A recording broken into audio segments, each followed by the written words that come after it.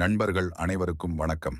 நம்ம வாழ்க்கையை சோதித்து இறுதியில் உயர்த்தும் கிரகம் சனி.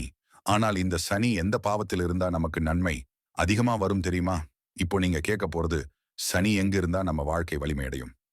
சனியின் இயல்பு. சனி ஒரு தாமதமும் துடிப்பும் தரும் கிரகம். அவர் தண்டிக்கிறார்னு மட்டும் நினைக்காதீங்க. அவர் நம்ம கர்மாவின் முடிவுகளை சீராக கொடுக்கிறவர். தனி நலன் தரும் பாவங்கள் இருக்கின்றன.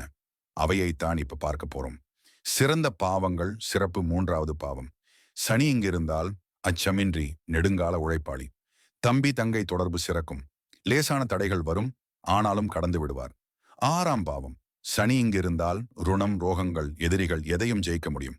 தொழிலில் லா, லிட்டிகேஷன், போலீஸ், மெடிக்கல் போன்ற துறையில் வெற்றி. பத்தாம் பாவம். இது சனியின் ஸ்வபாவ பாவம். தொழில், பொது வாழ்க்கையில் உயர்வு. கடின உழைப்பால் ராஜயோகம் தரும் நிலை.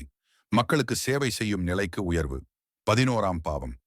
சனி இங்கு இருந்தால் பணமும் பாசமும் காலதாமதமாக வரலாம், ஆனால் உறுதியாக வரும். லாபம் தரும் நண்பர்கள், களஞ்சிய சேமிப்பு உண்டாகும். எச்சரிக்கையான பாவங்கள். 1ஆம் பாவம் உடல் மனம்.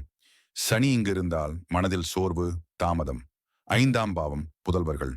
குழந்தை பாக்கியம் தாமதமாக கிடைக்கும். 7ஆம் பாவம் தாம்பத்தியம். தாமத திருமணம், உறவுகளில் சோதனை. ஆனாலும் நவாம்சத்தில் பார்க்காமல் தீர்மானிக்க கூடாது.